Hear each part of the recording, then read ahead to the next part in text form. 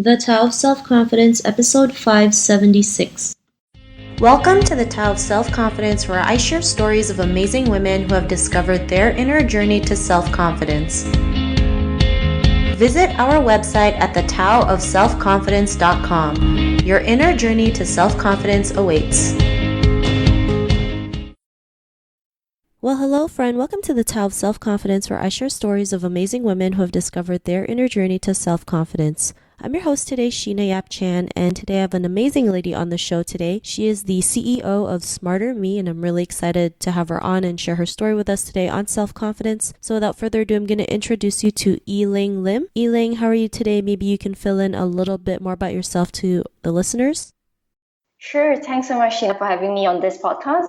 I'm really excited about this. So just to share a little bit more, I'm an educator and an entrepreneur. I currently run Smarter Me, which is an online school that really prepares tweens and teens with the skill set, the mindset, and the heartset for the future. Before going on this journey, I was an investment banker for almost 10 years. I'm Malaysian. I started out in Malaysia. I moved to Singapore about 7 years ago. And 2 years ago, I decided to, leave banking, pursue my purpose of really inspiring kids, inspiring women. And, that led me to leave banking to start Smarter Me. Awesome. Well, thanks for sharing that. And I think that's great what you're doing. Most people would be scared to leave what they did, especially, for 10 years, right? But you just decided to go out there and start something that you love, which is great. So congrats to that. And Ling, what's your cultural background? So I'm Malaysian Chinese. I grew up in Malaysia. I did do a little bit of my undergrad studies in Australia. I started my career in Malaysia and then I moved to Singapore 7 years ago. Thanks for sharing that. What would be your favorite self-confidence quote?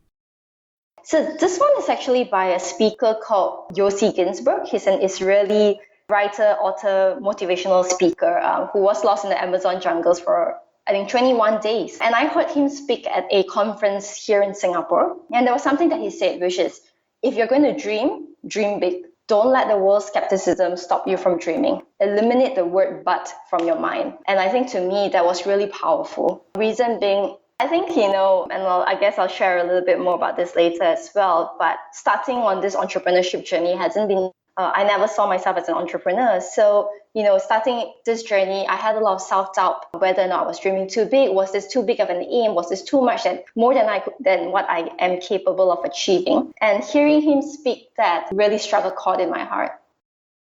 Thanks for sharing that. That's a great quote that you mentioned. It's the first time I've heard of it, and I don't think I can imagine myself being stuck in the Amazon for 21 days. I think that's great. He was able to come out of it and share his story to the world. And in your own words, how do you define self-confidence? So to me, self-confidence is really about knowing your strengths, being proud of them, and not looking at someone else's and wishing you had those. And I think a lot of us fall into that situation, right? Where, I'm kind of like, an anal person, perfectionist, very structured, very logical thinker, and I look at the other people who are humorous, who are friendly, who are sociable. And at times I wish that, I had their strengths, not knowing that a lot of women on the other side who are sociable and fun and humorous looked at my strengths and wish that they had mine. And so to me, self-confidence is really that. It's really knowing who I am, what my strengths are, and really being proud of those. But yet at the same time, being brave enough to be vulnerable and to be open about my weaknesses instead of hiding them and hoping that, no one would find out of fear that, I'm being judged. And so really self-confidence to me is not how one looks on the outside, but it's believing in myself deep down inside, knowing that I'm enough. Thanks for sharing that. That's a great definition that you mentioned. And Ling, what was your life like before your discovery of self-confidence? So, I can think back to so many incidents, right? And starting from my schooling days, I was always the class monitor. I was always viewed as a leader. But I used to always feel really self-conscious. I was worried that I was being too bossy, too controlling, too demanding. And because of that, I actually suffered in school, feeling that, I wasn't liked. I wouldn't show this on the outside, but deep inside and back at home, I would always feel so worried that, other people didn't like me. In my banking days, I had a pretty good career, and I always attributed my success to luck. I will always tell people that I feel lucky, I feel very blessed for the opportunities that had been given. And I didn't really dare take credit for those, due to my hard work, whatever it is. I will always just attribute it to luck. And I think to a certain extent that is true. I mean, I am blessed, I was blessed, I am lucky, but that isn't the whole story, right? And then after I quit to start up Smarter Me, I met another wave of insecurities. Like I kind of mentioned earlier on, I never planned on being an entrepreneur. Some people growing up, they always knew that one day they would actually be an entrepreneur, start their own business. But for me, since young, I've always, thought of myself as the book smart and not the street smart.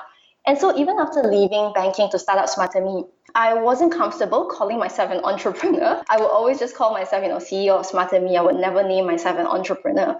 I think deep down inside, I felt like a fraud, like an imposter. And that was actually really because as I'm running Smarter Me, I was so afraid of being exposed as an imposter that to a certain extent, I wasn't totally open to discussions because I had this mindset that as a CEO, as a leader, I had to have the answers already. So it could never be an open discussion whereby I was vulnerable in front of my team. Thanks for sharing that. And I think, something, especially as Asian women, we can relate to, and we've gone through it, right? Especially the imposter syndrome, feeling we're never good enough. And, especially starting out on your own entrepreneurial journey, it's never easy, right? You never know what's going to happen. There's no stability. We never know if we're going to make it or break it. But I mean, that's all part of the journey. And when we get to that end goal, it makes it all worthwhile. But what was that aha moment when you realized, you were meant to, do and be more, especially leaving the banking industry to start your own business? What was that aha moment? I actually have, I would say, two aha moments or aha processes. First aha moment was really when in banking, someone alluded to my success in banking being because number one, I was close to my boss, and number two, I was really one of the rare women in finance, right? And there were a lot of talk about whether or not people need to deliberately promote women in finance. And at that point, it hit me really hard. I realized that no matter how hard I actually work to get to where I am, there will always be naysayers, right? And I can't be expecting people to believe in me due to the hard work that I've put in. And if I can't rely on other people doing that, I need to be the one believing in myself. And the second moment is really my little girl. So she's 9. She's smart. She's brilliant. I mean, she's just so funny and brilliant. But she lacks a lot of self-confidence. And she's totally different when she's with family and when she's with others. And that whole realization really spurred me on two parts. One is that I felt that, as a mom, if I wasn't even confident of myself, of all that I've achieved, how can I help my little girl actually believe more in herself, right? And secondly, throughout my journey of really trying to help her, so I got her, books on confidence. I really read books with her. I help her through it. And I think through that process itself, as I read more and more, I look at more and more podcasts, more and more workshops, I actually understood myself better in that process. And through the process of understanding myself and my strengths, I actually built my own confidence through that process. So while I was there, doing a lot of research, trying to help my little girl in building her own confidence, I was actually helping myself as well. Thanks for sharing that. And I think that's a great story, right? I mean, when there's someone out there who we want to when there's something that's bigger than us, we go out there and get that confidence, right? Because we know it's not always just about us. There's other people out there, or just having that bigger purpose, right? Whether it's to start your own company or even just to, help your daughter have more confidence. It makes a huge difference in building our own confidence along the way. And because of that, what's your life been like now? So I would say that, right now I'm able to bounce back better from challenges. There's a second quote, a second reminder that I saw somewhere, I can't remember where, but which I really love, and it really says, keep moving forward.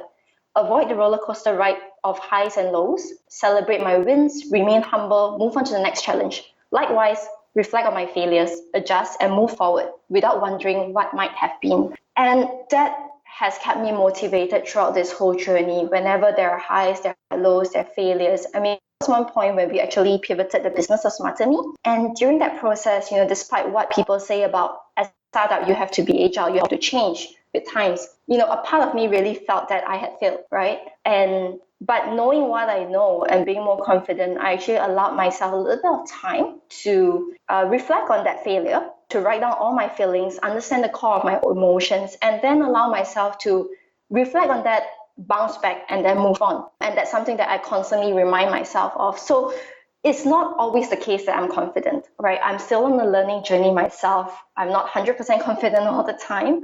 And a lot of times I actually have to self-motivate. I have to hype myself up. But I think in general, right now, I'm much more in control. I'm also much more open about my fears, about my concerns, being able to be vulnerable in front of others, because I know that by opening up, it is actually good in terms of growth, because people out there can also help me. And I no longer see myself as weak, by opening up to others. Thanks for sharing that. And I love how you mentioned, we're never 100% confident. And that's true, right? It's just learning, like you mentioned, to bounce back up as fast as you can, because there's going to be days when we're not 100% confident, where we want to just hide from everybody. And, it's okay to feel that way, because we're human, but we just have to learn to get back up and keep moving. And, to the woman who's listening to your episode, she may be in her own journey to self-confidence. What would be that one tip you would give to her? I'm going to give, kind of two practical points that I think help myself a lot, apart from, quotes that you can see and read and pin up on your wall and everything, right? But I think there's two things. One is identify what makes you lose confidence in yourself, right? We all know what are those episodes, those incidents that makes you feel jealous or makes you feel inferior. And then remove those from your life. This could be social media, it could be Twitter, it could be LinkedIn, Instagram, or it could be toxic people in your life. Remove them. At the same time, also identify your own strengths. I truly believe in really going on a journey of self-discovery, truly understand what your strengths are, embrace them, and grow them, hone them, and don't try to be someone you are not. I believe that by really understanding your better and embracing that part about yourself, not envying others, that's really one of the steps towards self-confidence. Thanks for sharing those great tips. And if our listeners wanted to get to know a little bit more about you and what you do, or check out Smarter Me, is there any links or social media profiles we can connect with?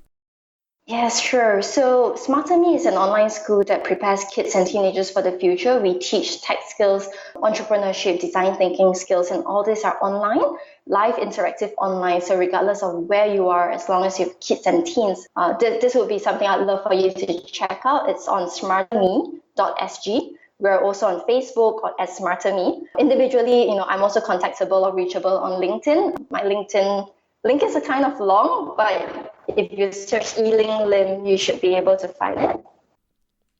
Thanks for sharing that. And to our listeners, if you want to connect with Eling, you can also head on over to thetaoofselfconfidence.com and search for Eling's name. Her show notes will pop up along with everything else that we talked about. And I really just want to thank Eling for taking the time to share her story and tips with us on self-confidence. So thank you so much, Eling. Thank you very much, Sheena. This has been fun. Not a problem. It was really great having you on the show. And to our listeners, be on the lookout for another new episode of another amazing woman's journey to self-confidence. And we'll talk to you soon. Bye for now.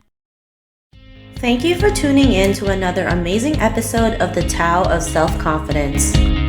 Get your free self-talk tape for building self-confidence by visiting our website at thetaoofselfconfidence.com. Your inner journey to self-confidence awaits.